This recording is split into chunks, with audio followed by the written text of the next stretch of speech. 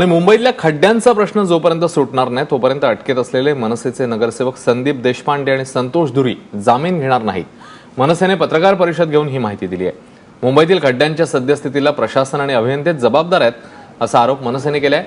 याआधी त्यांनी पालिकेच्या अतिरिक्त आयुक्तांची भेट घेतली आहे. आयुक्तांनी दिवाळीपूर्वी मुंबई खड्डेमुक्त करणार नाहीतर संबंधितांवर कडक कारवाई करणार असं आश्वासन दिल्याचं मनसे नेत्यांनी सांगितलंय.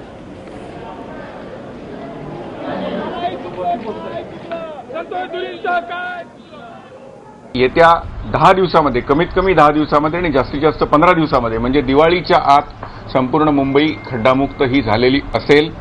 आणि या पुढे मुंबईमध्ये जी कामं सुरू होतील त्याच्यामध्ये सुद्धा खड्डे पडणार नाहीत याची ग्वाही त्यांनी दिली. आणि यामध्ये साठी जे जबाबदार असतील किंवा जर खड्डे तसेच राहिले काही तर त्यासाठी जबाबदार असणाऱ्या सर्व अधिकाऱ्यांवरती कठोर कारवाई केली जाईल इतकं स्पष्ट आश्वासन त्यांनी आम्हाला दिलेलं आहे.